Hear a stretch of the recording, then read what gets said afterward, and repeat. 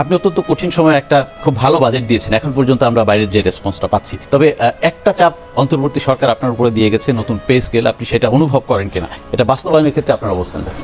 না, এটা তো সিদ্ধান্ত হয়েছে, এটা তো আমরা গ্রহণ করেছি এবং এটা বাস্তবায়ন হবে। তবে এটা ক্রমান্বয়ে আমাদের বর্তমান আর্থিক যে প্রেক্ষাপট, যে কঠিন সময় আমরা অতিক্রম করছি, এটাকে মাথায় নিয়ে এটাকে আমরা ক্রমান্বয়ে বাস্তবায়ন করা হবে। এটা রিভাইজ করার কোনো চিন্তা করছেন কিনা আপনারা আপনাদের মতো করে? না, এটা তো বাস্তবায়নের সিদ্ধান্ত হয়েছে, বাট এটা আমি তো বললাম ওভার এ পিরিয়ড আমাদের আর্থিক যে সচ্ছলতার বিষয়টা আছে সেটাকে মাথায় রেখে এটা ক্রমান্বয়ে বাস্তবায়ন করা হবে। কিছু চাপ তো আমাদের আছে, যেমন বিদেশি ঋণের একটা চাপ আছে, রাজস্ব যেহেতু তুলনামূলক কম আদায় হচ্ছে, সরকারের পরিচালন ব্যয় প্রতি বছরই বাড়বে।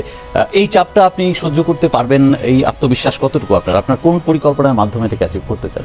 ট্যাক্স জিডিপি তো অনেক লো, এবং এটার দিকে বিগত দিনে এটা এত লো, এখন যে জায়গায় রেখে গেছে এত লো, এত নিচে নিম্ন পর্যায়ে, এটা যদি আমরা ট্যাক্স বাড়াতে না পারি তাহলে তো দেশ পরিচালনায় এবং আমাদের যে এই ঋণ নির্ভরতা থেকে বেরিয়ে আসার সুযোগ নেই। এই জন্য আমরা আমাদের ট্যাক্স জিডিপি যাতে ইমপ্রুভ করে এটার জন্য আমরা কাজ করছি, এবং গত 4 মাসের আমাদের ম্যানেজমেন্টে কিছু ফল দেখতে পেয়েছি। আমরা 4,10,000 অলরেডি হয়ে গেছে ইতিমধ্যে, যেটা বিগত দিনে অনেক দিন হয় রেকর্ড পরিমাণ।